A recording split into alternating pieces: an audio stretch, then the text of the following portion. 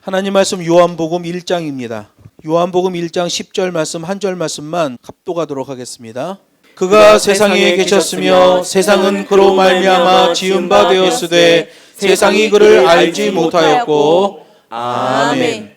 본문 말씀을 가지고 성탄으로 성탄이 되게 합시다 라는 제목으로 하나님 말씀을 증거하겠습니다. 요한복음 1장을 보면 1절부터 5절까지 태초의 사건을 기록하면서 그 태초 이전부터 계셨던 메시아에 대해서 설명합니다. 그리고 요한복음 1장 6절로 8절 말씀해 보면 갑자기 세례 요한에 대한 이야기로 바뀌어요. 메시아가 오시기 직전에 먼저 오게 되는 선지자가 하나 있다고 얘기해요. 이사야 40장 3절에 언약된 그 언약이에요. 외치는 자의 소리여 이르되 너희는 광야에서 여호와의 길을 예비하라. 사막에서 우리 하나님의 대로를 평탄케 하라. 이걸 외치는 자가 온다는 거예요. 메시아보다 먼저 와서는 메시아의 길을 열고 평탄케 하는 선지자가 있는데 바로 그가 세례 요한이다 라고 예언되어 있는 거예요. 그래서 복음의 첫걸음은 참 빛을 알아보는 게 복음의 첫걸음이에요. 세례 요한의 첫 사명의 시작이 바로 그거죠. 과연 누가 메시아인지를 알아보는 것, 이게 세례 요한의 사명의 첫걸음이에요. 그가 메시아를 알아보고는 바로 저 사람이 그 메시아다 하는 순간부터 공식적인 복음이 선포되기 시작하는 거예요. 그 이전에는 예열시키는 것 같은 복음이었고 세례 요한이 저분이 메시아다라고 하는 순간 이제 공식적인 복음이 선포되기 시작하는 거예요. 세례 요한 당시의 유대교는 썩을 대로 썩어 있었습니다. 종교 지도자들은 하나님의 선한 율법을 거부하고 자기들에게 이익을 주는 장로의 유전에만 심취했어요. 유대 종교 지도자들은 하나님의 선한 율법을 거부했단 말이에요. 그러니 세례 요한의 첫 일성도 회개하라 천국이 가까웠다라는 외침이었고 예수님의 첫 일성도 회개하라 천국이 가까웠다라는 일성이었어요. 메시아이신 예수 그리스도, 구원자이신 예수 그리스도를 알아보는 것에서부터 구원의 은총이 일어난단 말이에요. 그분이 메시아인 걸 모르고 하나님이 보내신 그분인 걸 모르고 어떻게 구원이 일어나냐 말이에요. 아는 만큼 믿음이 생기기 때문에 예수님을 알아가는 일에 열심히 있어야 됩니다. 요한일서 1장 9절에 보면 참 빛이신 분이 오셨는데 사람들은 그를 알아보지 못했다라고 기록하고 있어요. 이게 비극이에요. 메시아 구원자를 알아보는 것부터 구원의 은총이 시작되는데 알아보질 못하니 구원의 은총이 시작도 안 되는 거예요. 여기 9절에 보면 참 빛이신 분 할 때 이 참이라는 뜻이 알레디논이라는 헬라어를 사용하는데요. 확고한이라는 뜻이에요. 확고한. 참 빛이신 메시아 그러면 확고한 빛이신 메시아 이렇게 되는 거예요. 그래서 이 알레디논이라는 헬라어는 진정으로 추구할 지식이라는 뜻이에요. 그동안은 불완전하게 알고 있었던 것을 완전케 하는 지식이 된다는 거예요. 예수님은 불완전한 것을 완전케 하는 지식이기 때문에 지식의 어두움을 밝히시는 분이 된다는 거예요. 그래서 예수님이 복음을 선포하기 시작하면 어두움에 빠졌던 사람들을 세우고 살리는 권세가 나와진단 말이에요. 그동안은 장로의 유전 때문에 하나님의 지식이 어두워졌어요. 죽어라고 613개 장로의 유전을 따라가도 어두운 거예요. 안 돼. 빛이 안 나오는 거예요. 그런데 확고한 진리, 확고한 지식, 불완전한 것을 완전케 하는 지식을 선포하는 메시아가 오셨다는 거죠. 여러분, 이 유대 종교 지도자들로 인해서 그들의 가짜 신학 장로의 유전으로 인해서 가리워졌던 하나님의 계명 진수가 이제 예수님을 통해서 보여지기 시작한다는 거예요. 여러분, 이 문제는 이 시대에도 매우 중요한 문제입니다. 이 시대 교회들의 하나님의 말씀이 실종돼 버리니까 이단이 창고라는 거 아니겠어요? 인문주의, 인본주의, 양키 신학이 활개를 치다 보니까 잘못된 신학들이 창고라는 거 아니겠어요? 거짓과 조작질도 창고라잖아요. 성경에 있는 하나님이 말씀하신 신학만 가지고 하면 군더더기 곰팡이가 낄 일이 없지요. 그런데 불순물이 많이 들어와 버리니까 이단 창궐, 인본주의 신학의 창궐, 거짓과 조작질의 창궐이 일어나는 거예요. 마귀에게 경도됐기 때문에 그렇습니다. 진리가 가리워지고 물질 만능주의가 움직이는 거예요. 여러분, 진리가 가려진 상태에서 물질 만능주의가 움직이면 그건 중독 현상입니다. 이 시대에 많은 사람들이 그것에 중독되어서 영끌을 한다느니 뭐니 다 미쳐 돌아가고 있죠. 예수님의 그 참 빛은 각 사람에게 비추게 된다고 구절이 말합니다. 각 사람에게 비추는 빛이 있었나니. 여러분, 한 민족도 한 사람으로부터 시작되는 거예요. 한 사람으로부터 시작이 안 되는 민족이 어디 있겠어요? 그러니까 어느 민족 그러면 한 사람으로부터 시작해서 100만 명, 1000만 명, 1억 명 될 수 있는 거지요. 각 사람에게 진리의 빛이 비친다는 것은 각 민족에게도 진리의 참 빛이 비치게 된다는 의미예요. 그래서 열방과 민족을 그리스도의 제자 삼으라는 대사명이 우리에게 주어지는 것 아니겠어요? 신학적으로 정확하게 전달해야 돼요. 기록된 계명, 해석된 계명이 정확하게 맞아야 돼요. 그런데 요즘 보면 서양 사람들이 선봉이 되어서 신학적 정리를 해준 건 고마운 일인데 거기는 르네상스를 지나왔잖아요. 인문주의의 특징이 뭐예요? 하나님은 뒷방으로 밀어내고 이제 우리 스스로가 의로워져 보겠습니다, 이런 말이에요. 아담도 그것 때문에 범죄한 거 아니겠어요? 그 인문주의의 큰 물결을 통해서 나와진 게 현대신학이에요. 그러니 이 현대신학에 무슨 의의가 있겠냐 말이에요.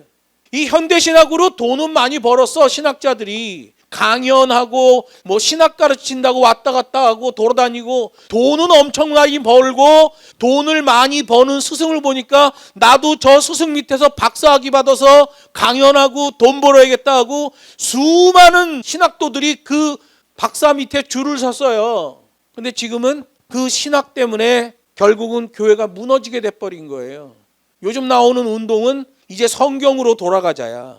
그 잘못된 신학을 가르치던 목사들이 뭐라고 그랬어요? 우리는 성경으로 하는 신학입니다라고 얘기했어요. 근데 그들의 구원론도 40%가 가짜예요.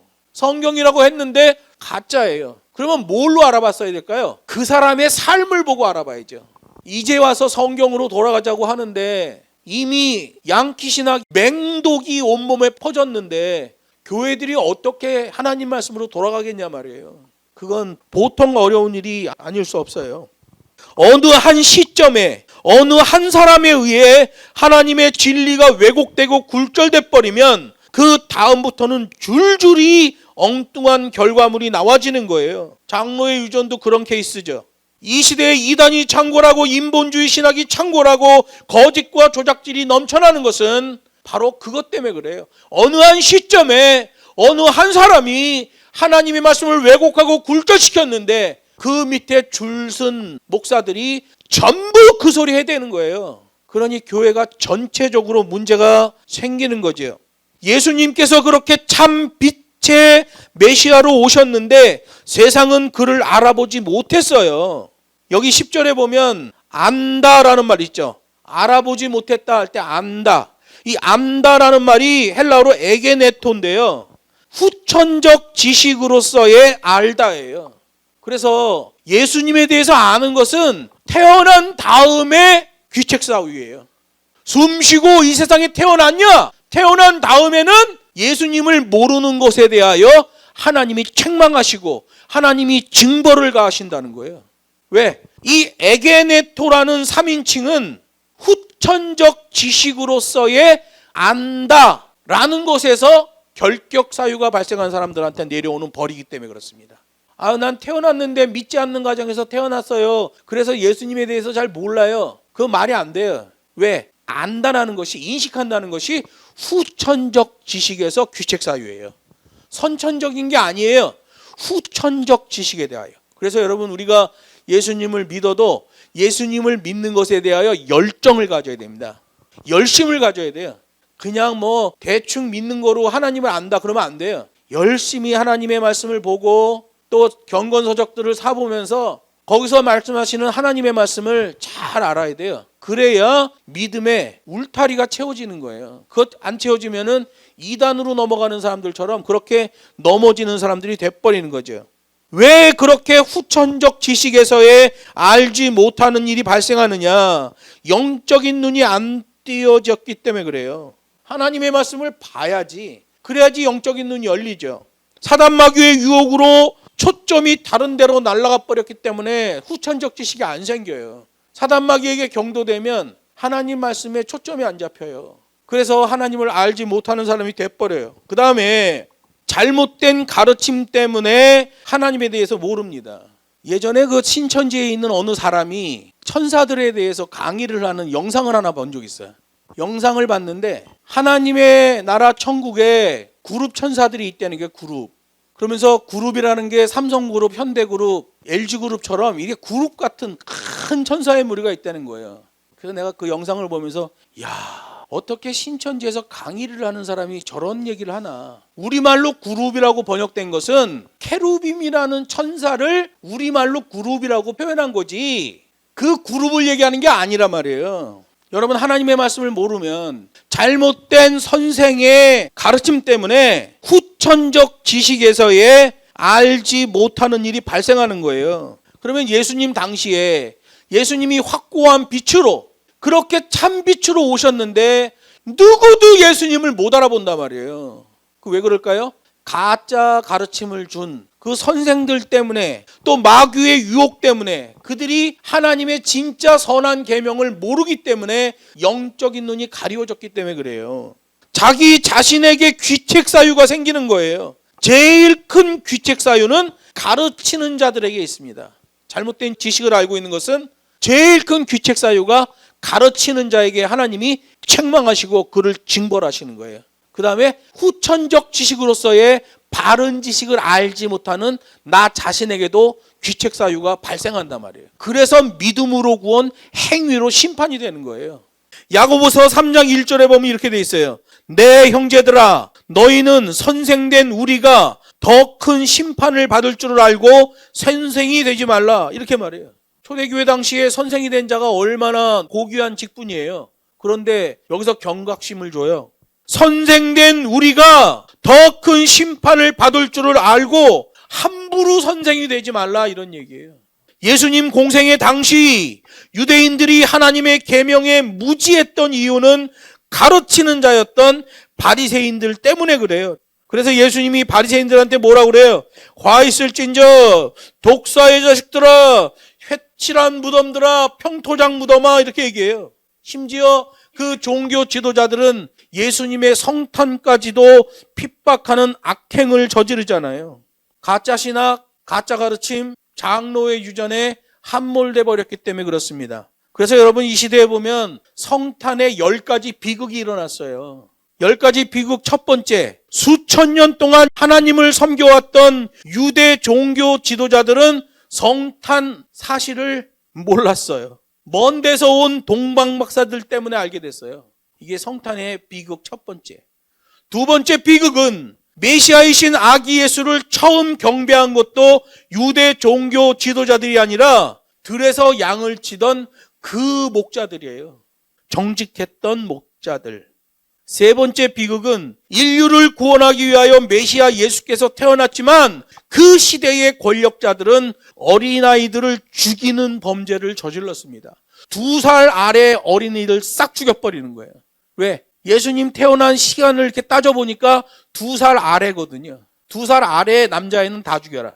그 시대 권력자들은 그런 비극을 저질렀던 거예요. 네 번째 비극은 하나님의 아들로 태어난 예수님은 왕궁이 아니라 마국간에서 태어났습니다. 비천한 곳에 태어나실 수밖에 없는 영적 환경이 그랬다는 거예요. 예수님이 왕궁에 태어났으면 헤롯의 후계가 되는 거예요. 예수님이 종교 권력자 그런 가문에서 태어났다면 예수님은 바리새인이 되는 거예요. 영적 환경이 안 되는 거예요. 그래서 예수님은 왕궁이 아니라 마국간에서 태어나는 비극을 겪는 거예요. 다섯 번째 비극은 하나님의 나라를 건설하러 오신 예수님은 태어나자마자 고국을 떠나 도피를 해야 됐다는 거예요. 하나님의 나라를 건설하러 왔는데 제 나라에서도 쫓겨나서 기피를 하는 상황이 됐다는 거예요. 여섯 번째 비극은 이미 하나님의 계명에 메시아의 탄생 장소와 과정이 예언이 되어 있었지만 종교 지도자들이 그 계명의 예언을 믿지 않았다는 거죠. 이게 비극이에요. 일곱 번째 비극은 역사가들은 예수님의 탄생을 역사의 분기점으로 삼았지만 BC, AD가 예수님의 탄생을 기점으로 나뉘잖아요. 역사가들은 그렇게 예수님의 탄생을 역사의 분기점으로 삼았지만 지금의 각국 지도자들은 하나님의 교훈을 따르지 않는다는 거예요. 악당들입니다. 이 시대는 어느 나라든지 선한 지도자를 찾기가 힘든 시대가 되어버렸어요. 왜? 거짓과 조작질, 그 악이 창궐하고 있기 때문에 그렇습니다. 그들이 선거 때마다 표를 얻으려면 얼마나 선한 모습으로 나옵니까? 그런데 그들의 뒷면은 그렇게 추잡스러운 거예요. 그렇게 더럽고 야비한 거예요. 여덟 번째 비극은 성탄절은 세계 최대 잔치로 발전했으나 인간 속죄를 위한 예수님의 십자가는 실종돼 버리고 말았어요. 전 세계에서 가장 큰 축제의 날이 성탄절입니다. 온 세계가 다 즐기는 성탄절이 가장 큰 축제의 날이에요. 그런데 그 날의 주인공이신 예수님, 속죄의 십자가는 소멸돼 버렸죠. 비극이에요. 아홉 번째 비극은 메리 크리스마스 할 때 이 메리는 유쾌한 즐거운 축제 기분에 라는 형용사인데 메리 크리스마스에서 주인공인 예수님이 없어요. 이 메리, 유쾌하고 즐거운 건 장사꾼들이 즐거운 거예요. 쾌락을 즐기는 사람이 즐거운 거예요. 예수님이 즐거운 날이 아니에요. 비극이죠. 마지막 열 번째 비극은 화려한 성탄 행사는 있지만 사회적 약자를 위해 오신 예수님은 없는 성탄이 되어 버렸어요. 폼생폼사 감성 어구만 넘쳐납니다. 말씀을 맺습니다. 성탄절 연말 연시 때 지구라는 초록별은 유별나게 자체 발광을 합니다. 태양은 자체 발광하는 별이잖아요. 지구는 자체 발광하는 별이 아니라 빛을 받아 반사하는 그런 별이에요. 그런데 성탄절 즈음 연말만 되면 지구 자체가 자체 발광하는 별로 바뀌는 거예요. 온 세계가 다 성탄절을 축제일 삼아서 온 곳에다 반짝반짝거리는 등을 다 달아놓으니까 저 우주에서 우주인들이 이렇게 지구를 보면 자체 발광이 일어나는 별이 됐다는 거예요. 언제? 성탄절 즈음부터 연말까지 백화점과 상가, 거리의 쇼 윈도우마다 멋진 장식으로 성탄을 축하하는데 그 비용만 하더라도 어마어마하지요.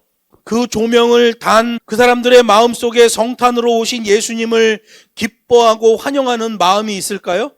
그들은 아기 예수를 모델로 앞세워 자신들의 수익을 창출하려는 욕심만 가득한 거예요. 그래서 외칩니다.